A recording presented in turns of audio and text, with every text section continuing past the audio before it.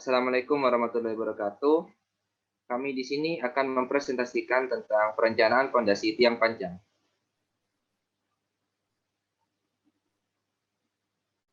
Kami dari kelompok 4. Kelompok ini dibentuk untuk memenuhi tugas teknik fondasi 2 untuk melakukan perencanaan fondasi pembangunan rumah sakit di daerah Teluk Lamaung, Gresik. Kelompok kami terdiri dari Muhammad Nofal Ramadan, Alia Atoya, Muhammad Abiliansah, dan Dawi Nasbatahila. Dalam perencanaan fondasi, kami memiliki outline yang akan kami jabarkan dalam poin-poin sebagai berikut. Yang pertama, pengenalan mengenai bangunan atas. Yang kedua, pengenalan mengenai kondisi lapisan tanah. Dan yang ketiga, perhitungan fondasi tiang panjang dan penurunan tanah. Yang pertama, yakni bangunan atas. Dalam perencanaan fondasi ini, kami menggunakan data SAP pembangunan rumah sakit 4 lantai dengan luas bangunan 337,5 meter persegi per lantai dengan luas totalnya yakni 1.350 meter persegi. Dan untuk ketinggian tiap-tiap lantainya yakni 6 meter dan untuk ketinggian totalnya 24 meter. Bisa dilihat di gambar sebelah kanan di layar Anda, bahwasannya ini adalah hasil run dari analisa SAP kami. Untuk yang sebelah atas yakni hasil axial force-nya, dan yang bawah ini adalah denah dari rumah sakit kami yang berbentuk C.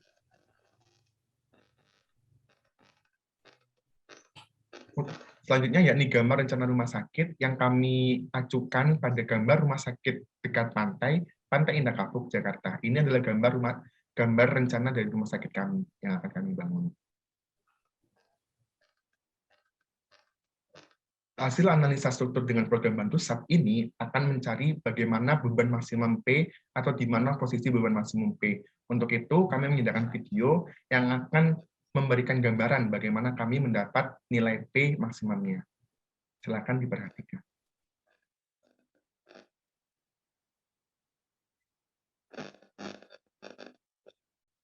Assalamualaikum warahmatullahi wabarakatuh. Di sini saya akan menjelaskan bagaimana cara kami mendapat acuan dari frame atau frame kolom yang kami jadikan acuan untuk pembuatan fondasi. Di sini kan ada program batu SAP untuk rumah sakit. Nah, rumah sakit ini akan didirikan 4 lantai. Untuk mengetahui berapa besar dari frame-nya, kita lakukan seperti ini.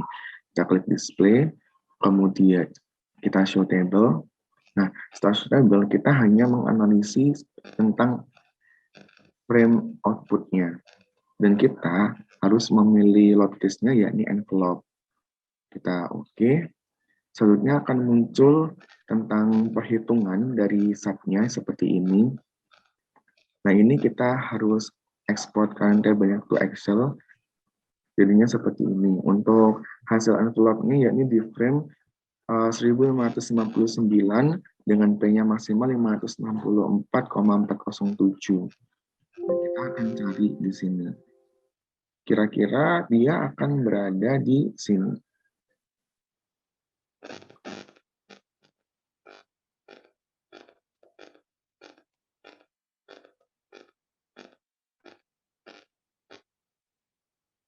Nah, ini 1559,7 dan ini bisa kita lihat untuk ininya berada di belakang. Terima kasih.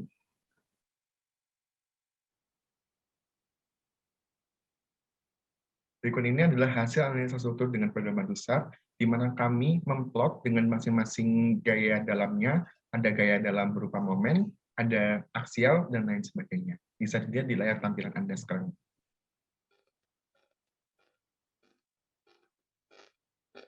Hasil analisa SAP untuk frame kolom, setelah kita ekspor ke dalam Excel, kita bisa mengurutkan untuk P maksimum berada di frame 1559 dengan nilai P 564,407. Bisa dilihat di layar bagian bawah sebelah kanan, didapat nilai P 564,407, nilai MX 83,55 ton meter, dan nilai NY-nya 72,16 meter. Dan selanjutnya saya akan menjabarkan outline data tanah kami. Yang pertama adalah plot log, yang dimana pekerjaan pengambilan sampel tanah asli untuk mengetahui kondisi tanah per layer dan jika dimungkinkan sampai ke tanah keras. Lalu yang kedua asal tempat, yang dimana data tanah ini diambil dalam pengujian kekuatan tanah di daerah Teluk Lamong, Gresik, Jawa Timur.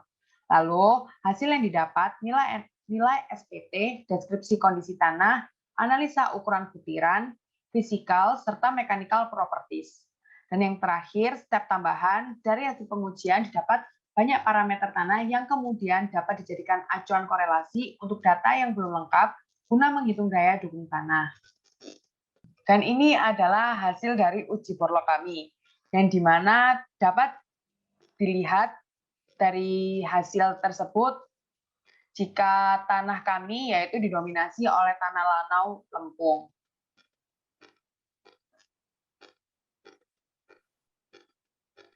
Selanjutnya, untuk pembangunan rumah sakit 4 lantai ini, kami menggunakan pondasi tiang pancang tunggal yang dipancang di tiap titik kolom.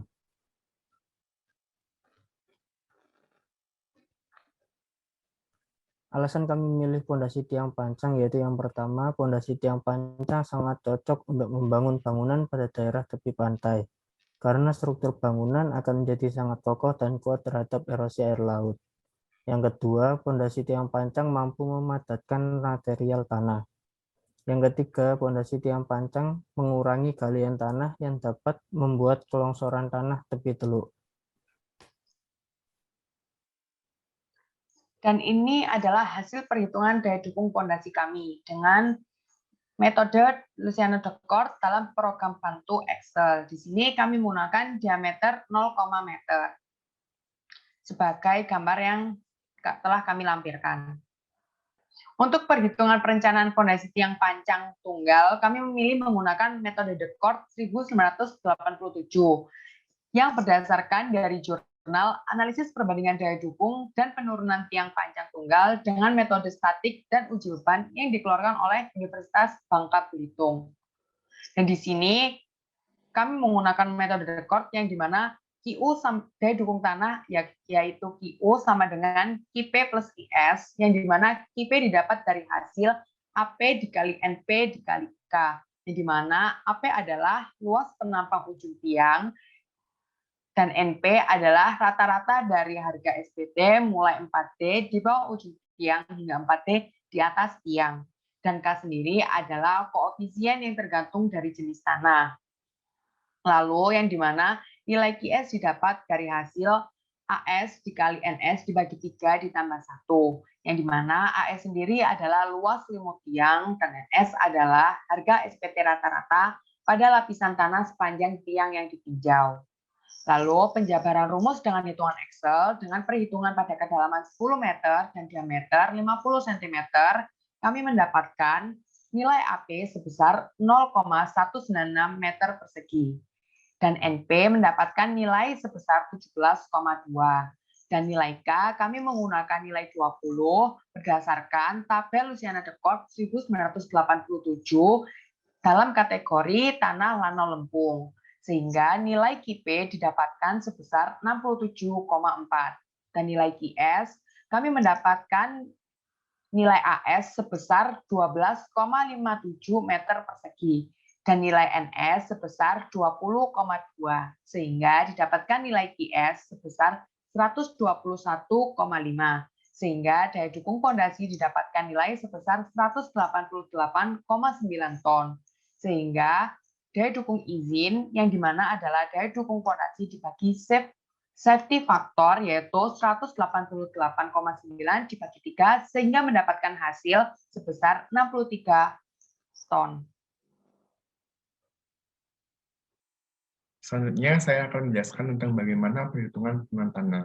Untuk perhitungan penurunan tanah, kami menggunakan dasar, yakni analisis perbandingan daya dukung dan penurunan tiang pancang tunggal dengan metode statik dan uji beban dari Universitas Gorontalo pada tahun 2018, serta bahan ajar dari Ibu Dian Solin di bab penurunan tiang. Yang kami menggunakan rumus S sama dengan SE1 ditambah SE2 tambah SE3 dengan ketentuan S sama dengan penurunan total, SE1 sama dengan penurunan analisis dari tiang, SE2 sama dengan penurunan tiang yang disebabkan oleh beban di ujung tiang, SE3 sama dengan penurunan tiang yang disebabkan oleh beban di sepanjang bentang tiang. Untuk rumusnya yakni SE1 sama dengan QWP tambah C dikalikan QWS dikalikan L dibagi AP dikalikan EP. Atau bisa juga menggunakan rumus S1 sama dengan D per 100 ditambah Q kali L per AP dikalikan EP. Untuk SE2 yakni QWP dikalikan CP dibagi D dikalikan QP. Untuk SE3 sama dengan QWS dikalikan CS dibagi L dikalikan QP. Di mana QWP sama dengan daya dukung yang bekerja pada ujung tiang dikurangi daya dukung friction dalam satuan KN, QWS sama dengan daya dukung friction, AP sama dengan luas penampang tiang panjang, L sama dengan panjang tiang panjang, EP sama dengan modulus elastisitas dari bahan tiang, C sama dengan koefisien dari skin friction, D sama dengan diameter tiang, QP sama dengan daya dukung ultimate, CP sama dengan koefisien empiris, CS sama dengan prosesa empiris. Untuk CS itu bisa dihitung menggunakan rumus 0,93 plus 0,16 dikalikan akar L per D dikalikan CP. Implementasi dari rumus itu terhadap perhitungan penurunan tiang panjang tunggal dari perhitungan tanah kami, yakni untuk S1 menggunakan rumus D per 100 ditambah QL per AP kalikan EP, didapat nilai S1 sama dengan 0,603 meter, S2 sama dengan QWP dikalikan CP per DB dikalikan QP, didapat S2 sama dengan 0,002867 meter, S3 sama dengan QWS dikalikan CS per L kali QP sama dengan 0,00291449 meter, dan ST atau S total dari penurunannya didapat 0,60878 meter.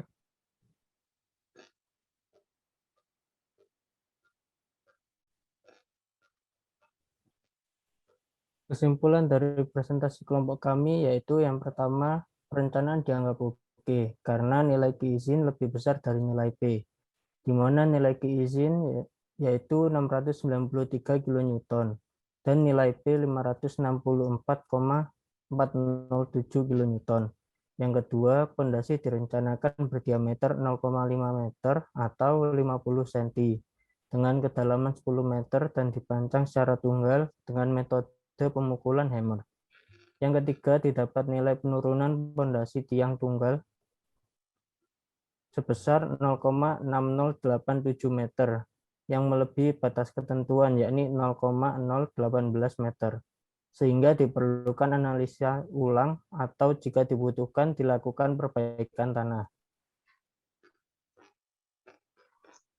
Sekian presentasi dari kelompok kami, kurang lebihnya mohon maaf. Wassalamualaikum warahmatullahi wabarakatuh.